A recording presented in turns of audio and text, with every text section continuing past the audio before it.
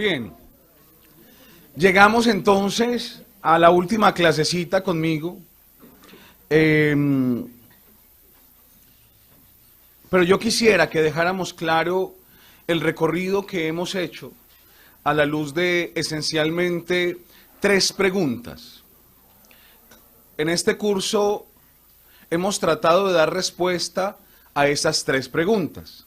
La primera pregunta fue, ¿qué es el primer amor?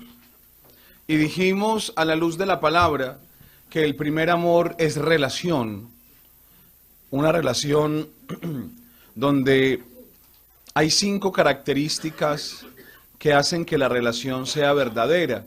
Dijimos, la relación es muy buena, dijimos que la relación es fidelidad, que la relación es libertad, dijimos que la relación del primer amor es justicia y dijimos que la relación del primer amor es misericordia. Pero esa relación es posible si hay proexistencia. Ahora, respondiendo a esa misma pregunta de qué es el primer amor, terminamos concluyendo y diciendo que aunque es una relación, también es una persona, que el primer amor tiene rostro. Y dijimos que ese rostro es el rostro de Jesús. Ese fue el culmen de la respuesta a la primera pregunta de nuestro curso. ¿Qué es el primer amor? Pero después nos hicimos una segunda pregunta y dijimos, ¿y cómo vivimos ese primer amor? Y entonces la respuesta fue simple. La vivimos en nuestra realidad y en nuestra identidad, en la experiencia del bautismo en el Espíritu. Dentro de ese cómo, también dijimos que después de vivir esa experiencia transformadora, es normal seguir viviendo el primer amor en el ejercicio de los dones y los carismas, porque precisamente la dinámica de bautismo y de ejercicio carismático tienen su razón de ser más profunda en la dinámica del amor, un Dios que quiere conquistar a la humanidad. Y por eso es el cómo vivimos en el primer amor, cómo, ejerciendo, sirviendo. Y es en esa dinámica de servicio como sabemos que nuestra relación con el Señor es verdadera. Y nos hicimos después una tercera pregunta en nuestro curso. Esa tercera pregunta fue, bueno, ¿y dónde? Y ahí sí dijimos qué, cómo, y ahora nos preguntamos ¿dónde? ¿Dónde se vive el primer amor? Y aunque de alguna manera en la primera clase hablamos de lugares, ayer empezamos en la tarde a concretar ese lugar. Y dijimos que el lugar donde se vive el primer amor es la comunidad. La comunidad. La comunidad. Y de alguna manera yo hablé de la comunidad en general, pero Pacho habló de la comunidad en los grupos de oración, la vida en los grupos de oración, precisamente porque es nuestra identidad. Bien, hoy entonces vamos a seguir respondiendo a ese ¿dónde? ¿Dónde? Ya sabemos qué es la comunidad, pero vamos a puntualizar un poco más ese dónde. En la experiencia en la comunidad de esta corriente de gracia. Entonces, ¿dónde vivimos nosotros carismáticos el primer amor? Lo vivimos en nuestra corriente de gracia.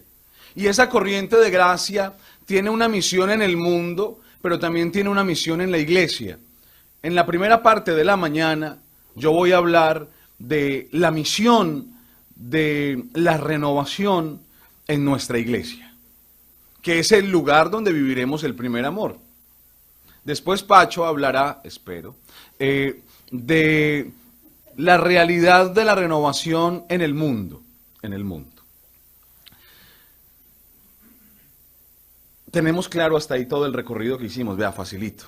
Este fue nuestro curso, clarísimo. 3 preguntas, 3 respuestas. Sin más preámbulos, entonces, empecemos a hablar de la clase que me toca en esta mañana.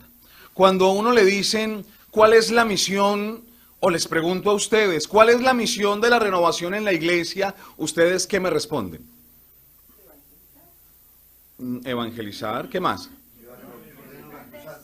¿Perdón? Llevar el bautismo en el Espíritu Santo, sí. Renovar a la iglesia. ¿Qué más? Llevar. Llevar a los hombres a Jesús, sí. Sí, sí.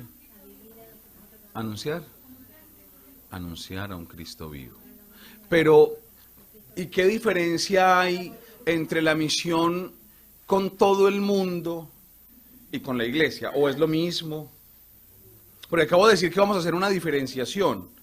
La misión de la renovación dentro de la iglesia y la misión en el mundo. Y yo creería que la respuesta que ustedes me están dando es más la misión de la renovación en el mundo, pues que es evangelizar. Claro que en la iglesia también nosotros dentro tendremos que evangelizar, o sea, es válido, pero de alguna manera la respuesta que me están dando es mucho más amplia, que está muy bien, pero específicamente si yo les dijera, en nuestra comunidad, en nuestra iglesia, ¿cuál es nuestra misión? Pentecostés, sí, ¿qué más se les ocurre? Sí, bien. El amor. Ayudar a un encuentro personal. Alegrarla, muy bien. Bien, avivarla, sí. Bueno, todo eso es cierto. Yo no difiero de sus respuestas, pero me parece a mí que todas esas respuestas pueden ser muy subjetivas. Y son válidas, obviamente, pero son subjetivas, porque es lo que yo pienso. Yo como soy profesor de Biblia, entonces nos vamos a ir mejor a la Biblia. Y desde ahí vamos a discernir, tal vez, cuál puede ser nuestra misión, iluminando esto con algunas reflexiones que se han hecho a nivel de renovación, a nivel mundial, cuando la renovación se ha sentado a decir, bueno, ¿cuál es nuestra misión aquí? ¿Cuál es nuestra misión afuera? Y entonces vamos a enriquecer las dos cosas, a la luz de la palabra, pero también con lo que nos ha enseñado la doctrina de la renovación. De los Hechos de los Apóstoles, en el capítulo 11, versículos 19 y siguientes, tal vez pudiéramos ver claramente cuál puede ser nuestra misión. Y me voy a los Hechos de los Apóstoles por una razón sencilla.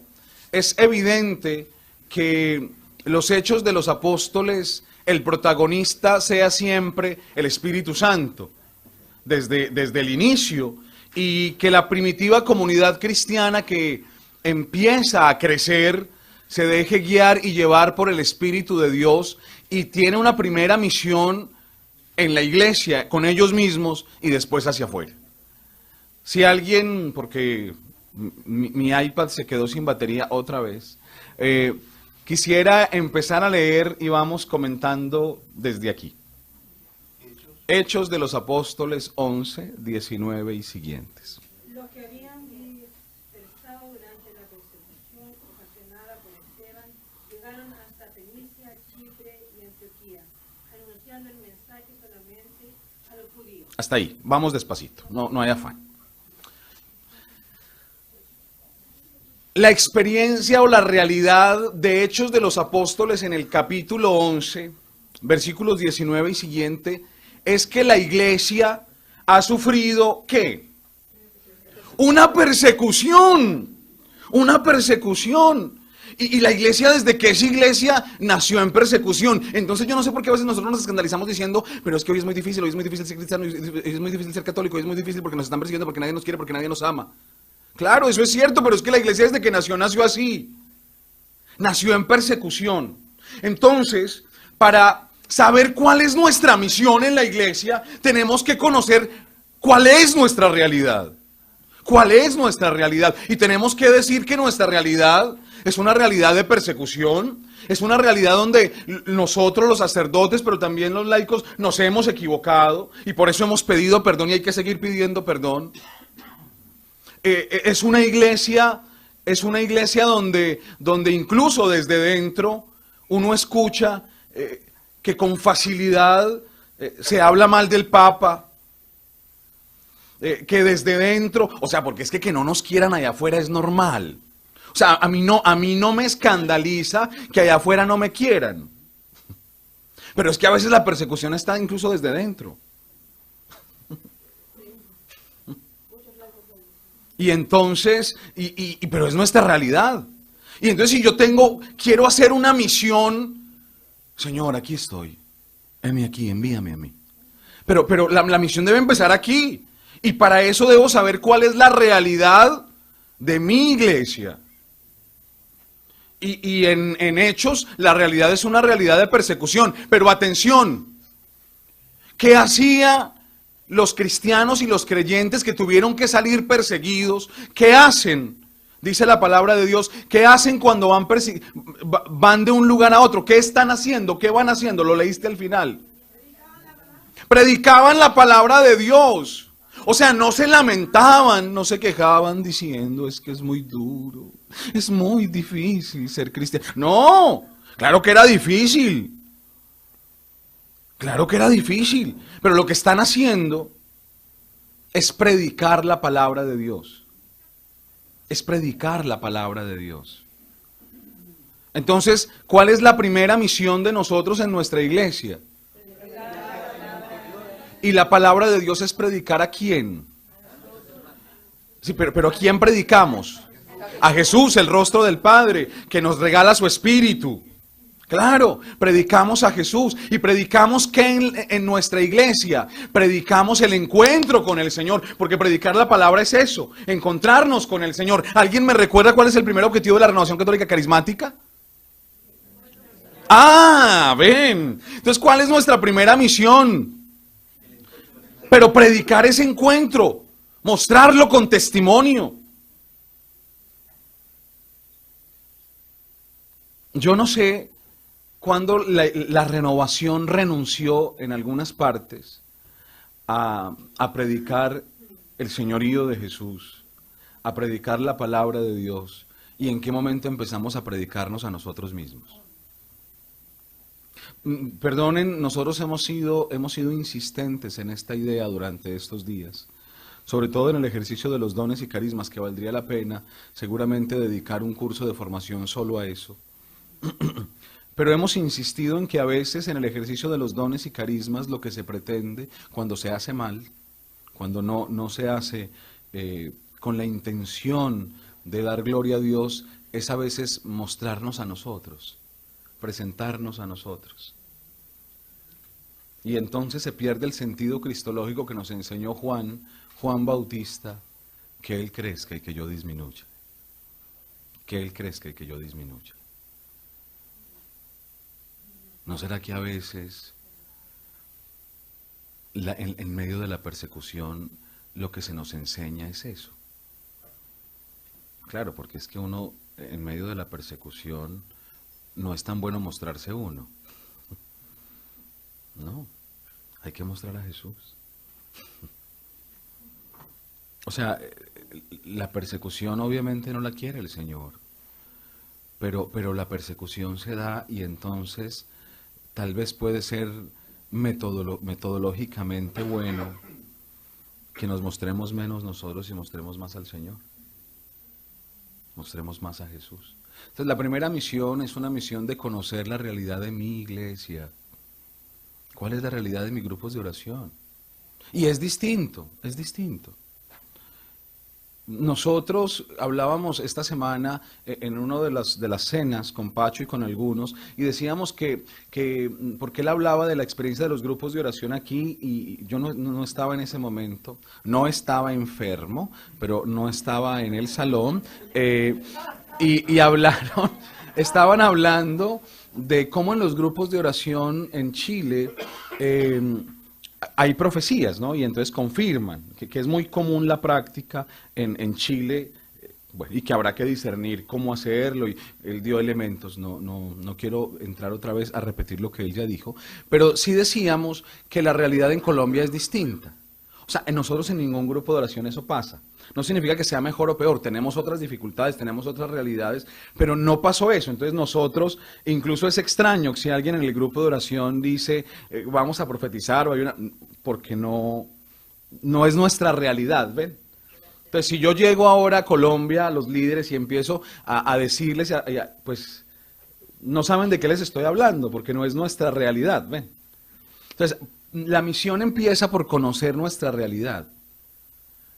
En Hechos 11 es claro que hay persecución, así empieza el texto. El texto empieza diciendo, había persecución. A veces nosotros queremos que nuestras comunidades crezcan, queremos hacer la voluntad de Dios, pero no nos sentamos a pensar cuál es nuestra realidad. ¿Cuál es nuestra realidad? Me decían hace poco, una coordinadora me decía, padre, cuando llegamos nosotros, el equipo que llegó, nos dimos cuenta que no tenemos jóvenes.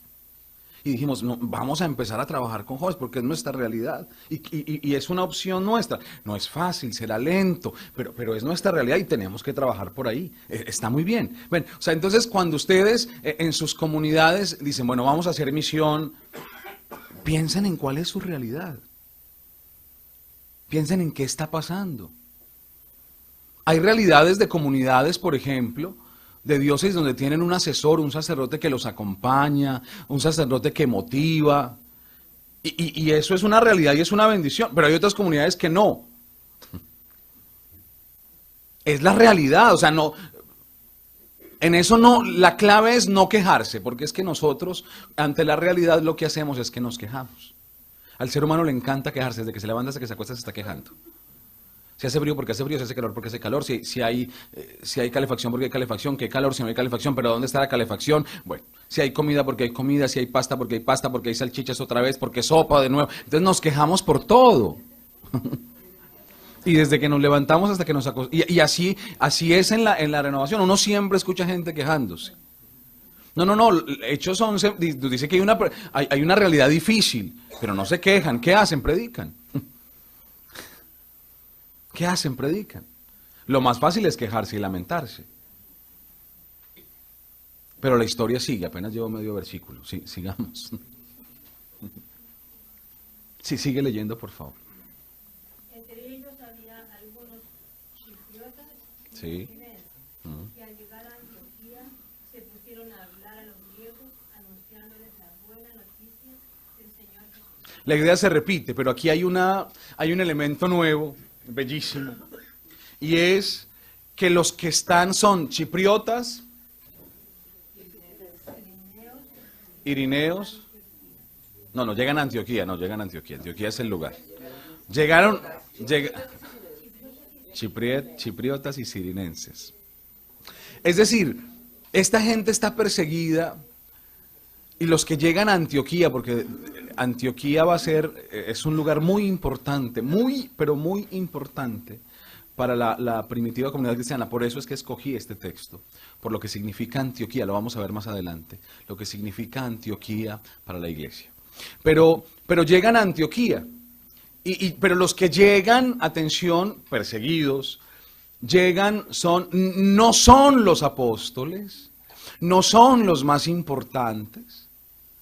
Y curiosamente llegan perseguidos porque estaban anunciando y no se encierran.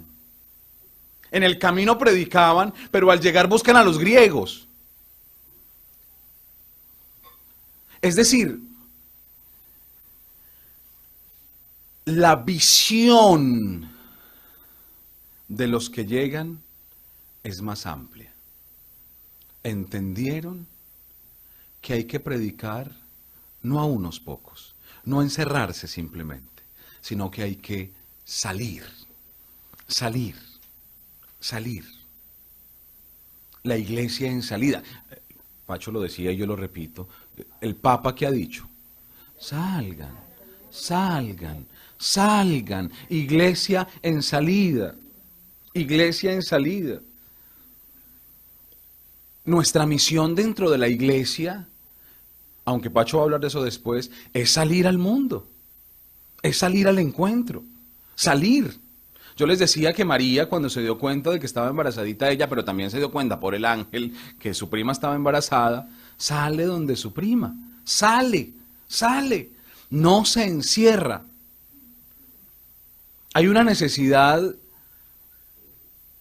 de que nosotros tenemos que salir. Tenemos que salir. Miren, yo no sé en Chile, pero en muchos lugares del mundo, los grupos de oración empiezan a ser cada vez menos. No sé en Chile, pero en otros países, cada vez los grupos de oración son menos. Porque ya no salimos. Y entonces ya nos quedamos nosotros 2 o 3 siempre en la parroquia, pero la renovación no nació así, habían grupos de oración en las casas.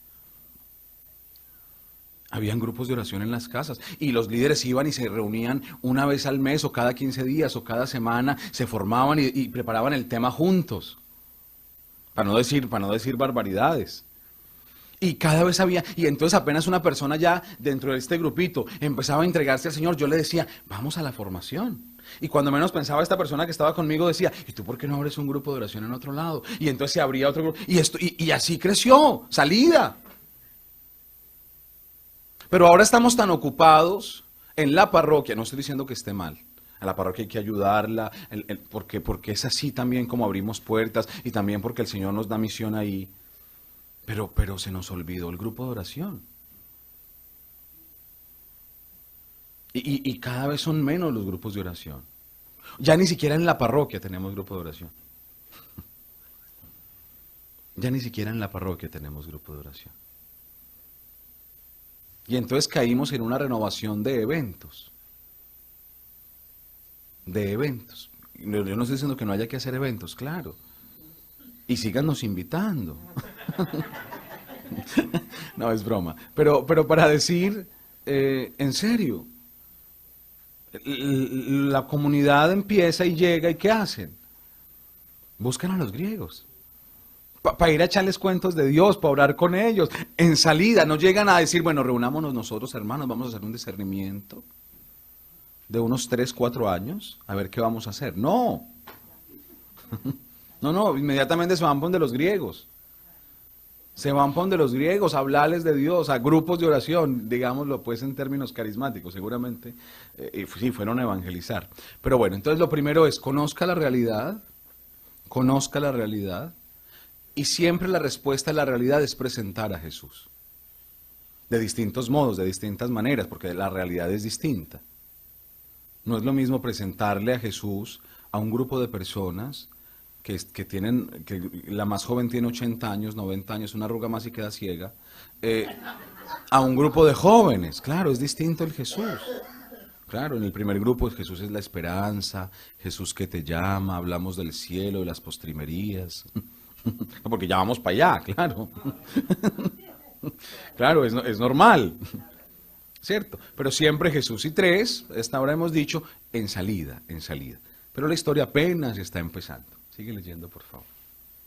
La mano del Señor los apoyaba, de modo que un gran número creyó y se convirtió al Señor. La mano de Dios los apoyaba. ¡Ah! Bellísimo. ¿Cuál es nuestra misión? Anunciar, predicar y salir, y la mano de Dios nos apoya, nos sustenta, nos fortalece. Pero para que la mano de Dios nos fortalezca, ¿qué se necesita? Se necesita apertura de corazón, apertura. Segundo objetivo de la renovación católica carismática. ¿Cuál es? ¿Apertura a quién? A la persona del Espíritu Santo, dice. Apertura a la persona del Espíritu Santo. Es el segundo objetivo de la renovación. Cuando hay apertura a la obra del Espíritu, es normal ver las obras del Espíritu.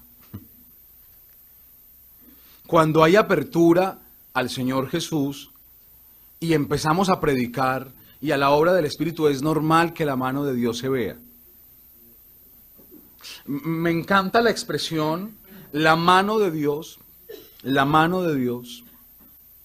porque en el Antiguo Testamento, ¿Qué significa la mano de Dios? ¿Qué es la mano de Dios? Sí.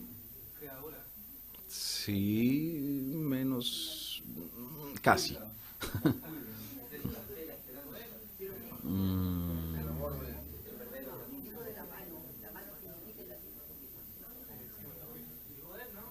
En los salmos nos da la respuesta.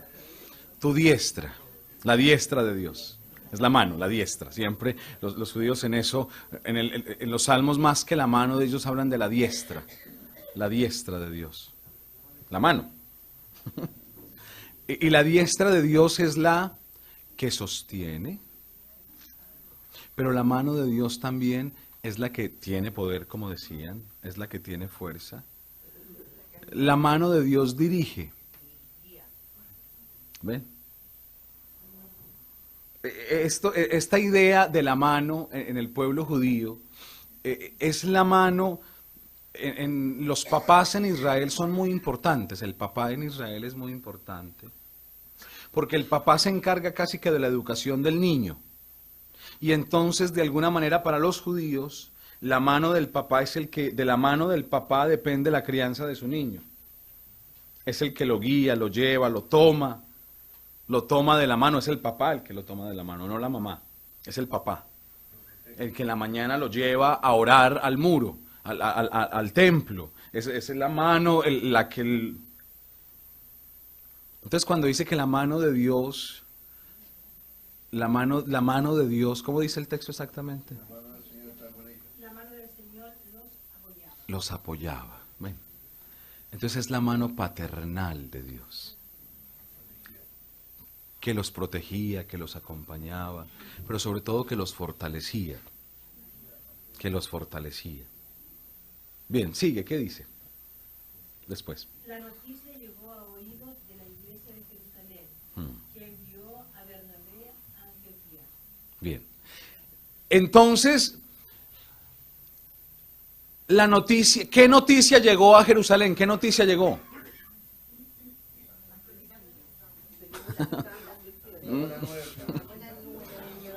¿Cuál es la noticia que llegó a Jerusalén? No inventes, en el mismo texto está. ¿Qué fue lo último que leyó? No.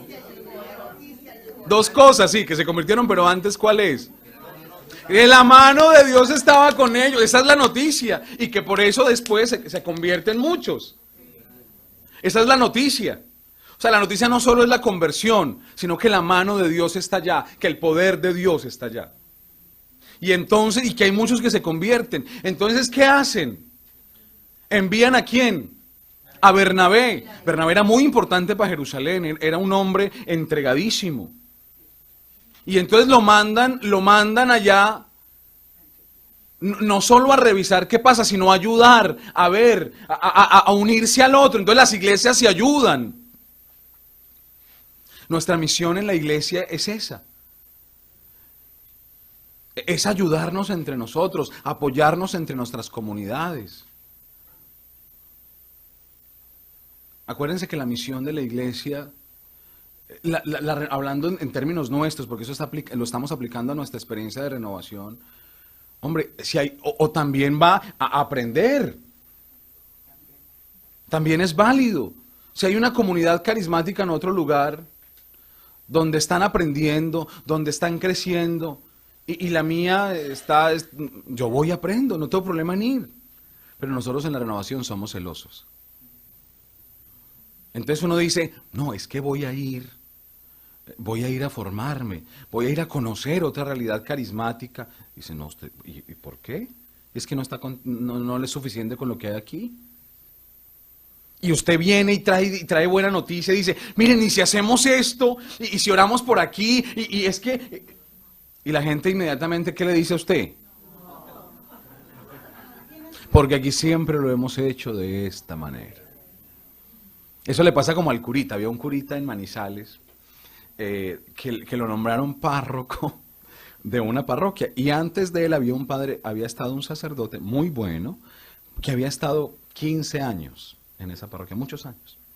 Y entonces cuando llegó, él llegó enero, febrero, por ahí, ya empezó a reunir para preparar Semana Santa.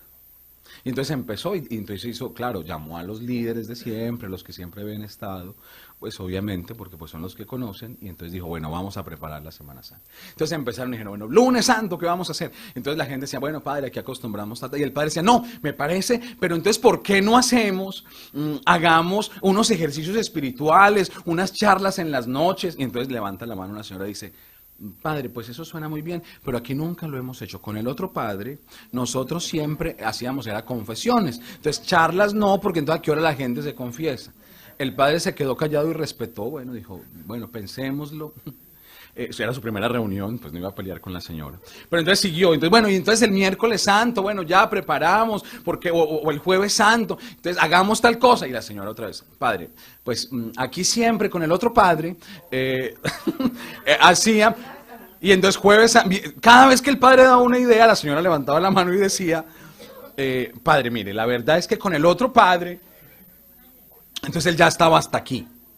Entonces se fue, llamó a la secretaria, le dijo algo en secreto. Yo lo sé porque yo era seminarista en esa parroquia, estaba ahí de seminarista. Y entonces fue y entonces la secretaria volvió. Y entonces y le entregó algo al padre. El padre tenía eso en la mano. Entonces siguió, dijo, bueno, entonces el sábado santo, dijo el padre, después de la vigilia podemos hacer un ágape. Y podemos dar chocolate con pan a la gente, tan bonito, que no sea, que se viva la Pascua, la alegría. Y le dice, la señora levanta la mano. Padre, el otro padre no hacía nada porque es mucha gente y quién va a hacer el chocolate. Entonces el padre le dice, mire señor, como usted quiere vivir la Semana Santa, como la vivía el otro padre, aquí están los viáticos, el dinero, para que vaya y se vaya a la parroquia del otro padre. Y allá entonces usted haga lo que siempre ha hecho toda la vida. Pero aquí vamos a cambiar porque el otro padre ya no está, estoy yo. Y le entregó el sobre. La señora no sabía qué hacer con el sobre, con el dinero de los pasajes, para que se fuera para la otra parroquia. A veces en la renovación somos así. Y si hacemos vamos a los colegios y evangelizamos a los jóvenes, yo tengo un contacto, nos dijeron que podemos ir, y no, eso no se puede, aquí no. ¿Qué cuento? Oye, en colegios, muchachos, no, en Chile, qué susto. Y entonces empezamos, y porque nunca se ha hecho así, entonces no se puede, entonces llega un coordinador nuevo.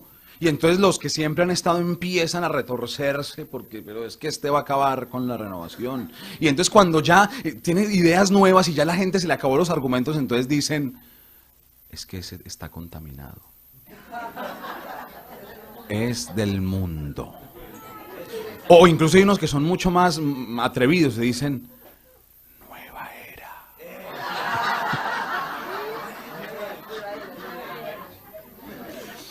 No estoy diciendo que, cuidado también, o sea, porque también hay líderes que realmente están desenfocados, no estoy diciendo que no, también hay que tener cuidado con eso, pero a veces los ataques son ataques precisamente porque queremos hacer las cosas de una manera nueva y está bien. Bernabé se va para Antioquía. Hombre, ¿qué es lo que está pasando allá como tan...? No va a fiscalizar, atención. No, basta aprender, porque es que en Jerusalén la persecución es tenaz. Y entonces se van, envían a Bernabé a vivir como uno más allá. Ven, entonces la misión a veces en la iglesia es también ayudarnos, conocer lo que los otros hacen. Sigue, por favor. Ayudar y comprobar la gracia de Dios celebró. Es decir, Bernabé llega y cuando, ¿qué ve? Por eso era que había rumores de que la mano de Dios llega y se encuentra con... Y entonces, ¿qué es lo normal? Se alegra. Se alegra. Nuestra misión, decía alguien ahora ahí atrás, ¿cuál es nuestra misión en la iglesia? Alegrar la iglesia, alegrarnos, pero a veces parece que estamos compitiendo. Además porque también a veces nuestra pastoral nosotros la medimos por números. O sea, somos los más superficiales del mundo. Yo hace poquito predicaba un retiro a sacerdotes y decía que nosotros somos tan superficiales que después de una Semana Santa un cura le pregunta a otro y le dice, ¿cómo te fue en Semana Santa? Y la respuesta es, hubo más gente que el año pasado. Súper bien. Hicimos unos arreglos. Te voy a mostrar las fotos del monumento. Está bien, yo no estoy diciendo que esté mal eso. Pero lo más importante es, confesamos, tuvimos momentos de oración profunda. No. Pero no lo digo solo por nosotros. En las comunidades es así. Es así. Claro que el número es un signo. El número es un signo. Pero a veces lo más importante es que la gente, si es mucha, pero está bien, pero si se encuentre, que se encuentren con el Señor. Alegrarnos. Nuestra misión de la renovación, esto sí es clarísimo, es una misión de alegría. Es una misión de alegría. Los carismáticos se caracterizan por eso, por alegrar donde están. Por alegrar donde están. Anoche a la 1 de la mañana yo sé que el que se reía tanto, yo decía, bueno, son carismáticos, Señor, son carismáticos. Porque yo ya había preparado esta enseñanza, entonces por eso dije, no me voy a exaltar. No me...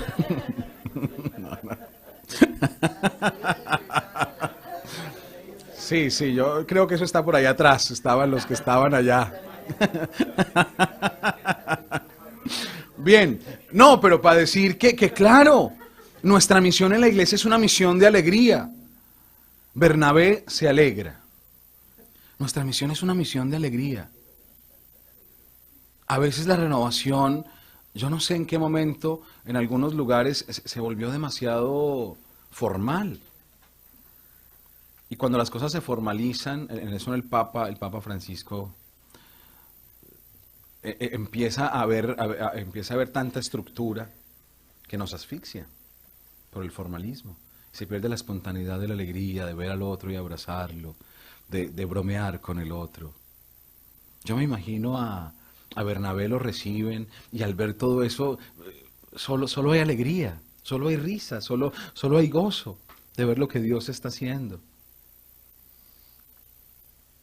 No tendremos que alegrarnos una vez más. Nosotros mismos para poder alegrar a la iglesia. Es que miren que nosotros, los carismáticos, de alguna manera hemos ganado un lugar en las parroquias. Y ese lugar, yo no digo que lo tengamos que perder, hay que seguir apoyando las parroquias. Pero sin perder nuestra espiritualidad, nuestra alegría. Nuestra alegría. Hace poco en Estados Unidos a un miembro de la comunidad carismática empezó el proceso del diaconado permanente, que está muy bien, pero su comunidad le decía, pero que cuando llegues no cambies, porque les había pasado, que llegaban y ya eran, había que tratarlos de otra manera, sonreían menos. No. La renovación en la iglesia es una realidad de simpatía. Es una realidad de sonrisa, de gozo. Y no solo en la oración, primero en la oración, pero también en la vida cotidiana. Nos reímos, disfrutamos, nos alegramos juntos. Una renovación que no vive una experiencia de alegría es una renovación que terminará muerta, porque la consumió el formalismo. Un mínimo de Monseñor Alfonso Uribe Jaramillo, cuando hablaba de la renovación, decía, la renovación debe vivir en un mínimo de estructuras y en un máximo de libertad. Él decía, la estructura tiene que existir, claro, pero en un mínimo de estructuras para hacerla vivible, pero en un máximo de libertad. A veces vivimos al contrario, en un máximo de estructuras y en un mínimo de libertad.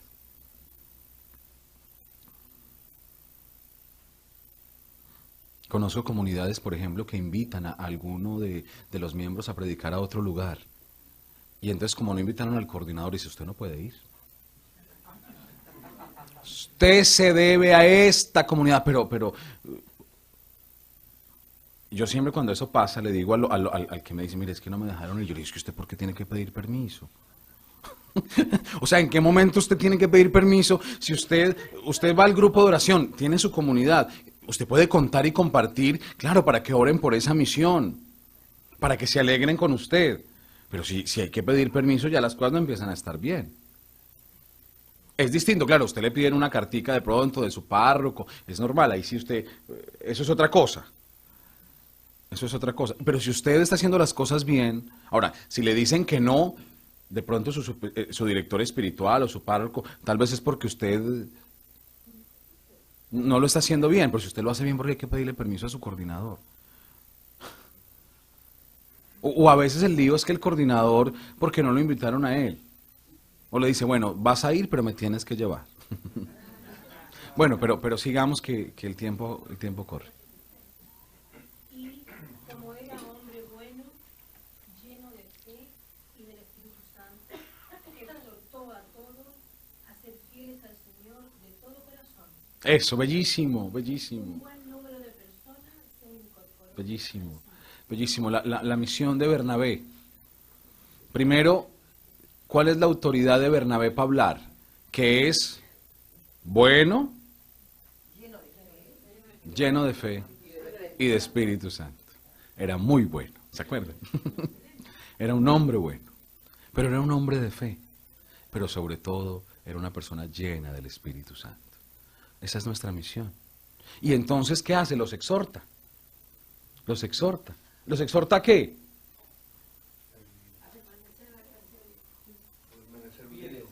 A la fidelidad.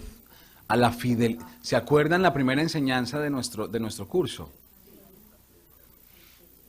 Bondad, fidelidad, libertad. Ven, ahora todo tiene sentido. Yo no sé cómo la va a arreglar el maestro de la ley, pero yo la tengo clarísima aquí, todo lo que yo dije. Yo no sé él cómo va a armar su discurso final. Pero...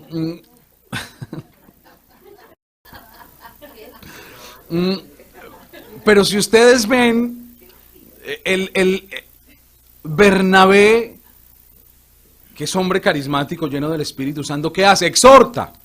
Exhorta a la fidelidad. ¿Cuál es entonces misión de la renovación en la iglesia? No afuera, en la iglesia. Exhortar a la fidelidad. Exhortar a la fidelidad. Y cuando exhortó, la gente se fue porque fue muy duro con nosotros. No, ¿qué dice el texto? Llegó más gente. No, es que hay que predicar la fidelidad al Señor. Tenemos que ser fieles al Señor. La misión de la renovación es una misión de fidelidad. De fidelidad al Señor, de fidelidad a la iglesia. De fidelidad, por eso no nos predicamos a nosotros mismos, por eso no predico lo que yo creo, porque es que a mí me enseñaron, no, es que dice el Señor, que dice la iglesia. Porque es que no me estoy presentando a mí mismo. Por eso me formo. Fidelidad. Fidelidad. Los grandes líos en la iglesia se han dado porque no hemos sido fieles. Porque no hemos sido fieles. Y lo digo en todo sentido. Hay un país en específico, esto es realidad nuestra. Hay un país en específico donde han habido muchas dificultades, muchas dificultades, porque tal vez miren que cada realidad es distinta, muchas dificultades porque los esposos van a los grupos de oración, pero hay muchos matrimonios que se han acabado, porque los señores se van con otra persona del grupo de oración. Hay un país donde eso pasa muchísimo, infidelidad. Pues ahí, o sea, no solo la fidelidad al Señor, sino que además, pero es una realidad. A mí me impresiona porque hay un país donde eso pasa muchísimo. O sea, yo he ido ahí muchas veces y siempre voy a comunidades distintas y siempre hay una dificultad de ese tipo. En alguno de los grupos de oración, porque he ido a muchas diócesis y como mínimo en cada grupo ha pasado eso.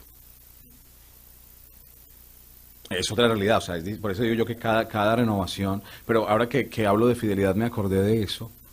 Porque hay que cuidar todo, o sea, la fidelidad en todo sentido, hasta en eso. Hasta, sí, claro, hasta en lo más pequeño, en todo. Que esto ya no es tan pequeño, esto ya es grandecito. Hasta lo más grande, sí. La fidelidad. Entonces la exhortación que hace Bernabé es una exhortación. ¿Y qué está haciendo Bernabé de alguna manera? Está evangelizando a los suyos, los exhorta, los evangeliza a los suyos. ¿Cuál es el cuarto objetivo de la renovación católica carismática en el mundo? Cuarto objetivo. Evangelizar. Evangelizar. Primero, apertura a la persona de encuentro personal con Jesús. Segundo, apertura decisiva a la persona del Espíritu Santo. Tercero, ejercicio de dones y carismas. Ahí está. Dios respaldaba la obra. 4, evangelizar. Esos son los objetivos de la renovación. Sí, sigue. Que la historia apenas está empezando.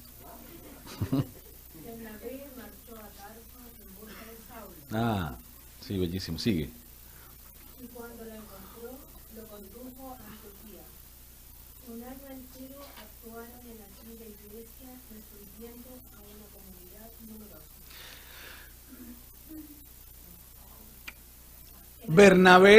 Bernabé se va por Saulo. ¿Por qué no se lo lleva para Jerusalén? Es que ya están los discípulos, apóstoles. Los apóstoles. Se lo lleva para Antioquía.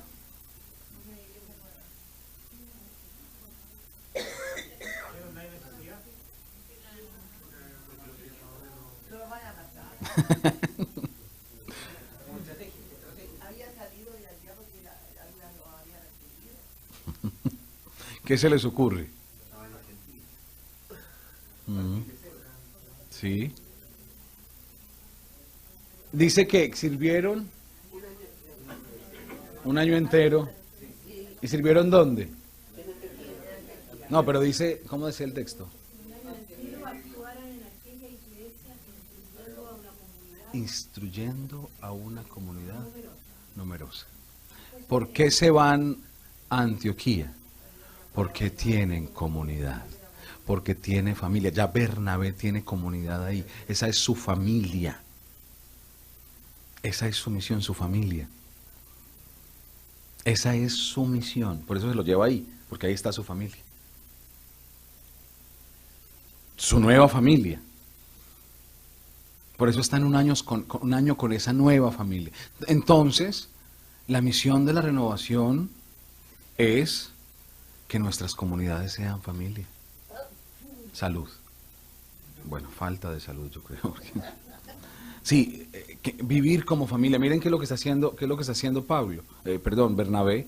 Y se trae a Saulo. En un riesgo tenaz. O sea, ¿el riesgo cuál es? Que no hay certeza de si sí se convirtió o no, o es un espía. Claro, porque es que apenas se escuchó. Y acuérdense que en la conversión de Saulo, muchos hermanos tenían susto en Jerusalén, no lo querían. Porque dijeron, es que este fue el que, cuando mataron a Esteban, la belleza del texto. El texto empieza diciendo, la persecución que se desató, ¿cuándo? Originado por la muerte de Esteban. Y todos se van. Pues muchos se van por esa persecución de Esteban a Antioquía. ¿Y a quién les va a traer Bernabé? Es un detalle de una fineza de la Biblia que no sé si lo habían descubierto. Es una fineza del texto. Se traen a Saulo y se lo tienen que traer ahí porque ahí es donde están los que salieron corriendo por esa persecución.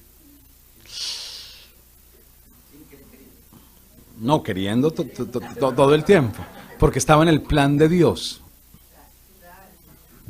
La comunidad siempre, porque es familia, da segundas oportunidades. ¿Se acuerdan ayer la oveja? La oveja perdida, que hay que buscar en comunidad. Le dan, es que este los perseguía. ¿A qué se fue a Tarso? ¿A qué iba a Tarso? Camino a Tarso, ¿a qué iba? A matar cristianos. Y lo traen de Tarso. Y estuvo un año sirviendo a la comunidad. ¿De quién? Sí, está aprendiendo, pues es que Saulo le cambió la vida de tal manera que ni sabe lo que lo pongan a hacer está bien, ¿no? Porque todavía no sabe el plan que Dios tiene con él, apenas está discerniendo, pero es en Antioquía, pero la historia sigue, continúa. Quisiera detenerme en más detalles que hay ahí, pero el tiempo no da. En Antioquía los discípulos fueron llamados por primera vez cristianos. El culmen de lo que quiero enseñarles. Aquí quería llegar, y con esto voy terminando. Aquí quería llegar. ¿Cuál es la misión de la renovación en el mundo? Que nos llamen cristianos. Que no se nos olvide. La grandeza de Antioquía está ahí. Fue tan importante que por esa comunidad nosotros nos llamamos como nos llamamos hoy.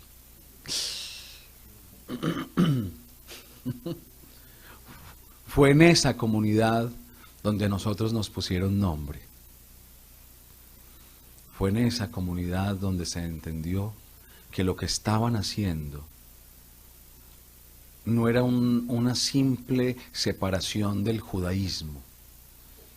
No, que lo que estaban haciendo era una nueva realidad que iba a cambiar la historia de la humanidad. En Antioquía, por primera vez, nos llamaron cristianos. ¿Cuál es la misión de la renovación en la iglesia? Que donde vamos, no perdamos nuestra identidad y teniendo una identidad clara digan, allá están los cristianos carismáticos. Esa es nuestra misión. Por eso conocemos la realidad, por eso nos alegramos, por eso somos testigos de la mano de Dios, por eso predicamos con autoridad, porque estamos llamados en nuestra iglesia, no en el mundo, porque este tema es en la iglesia, dentro de la iglesia, a vivir como cristianos, como familia. Estamos llamados en la iglesia, en nuestra iglesia, en nuestra comunidad, a ser verdaderos cristianos. ¿Y cómo soy cristiano? ¿Cómo soy un verdadero cristiano? Quinto objetivo de la renovación católica carismática, la santidad.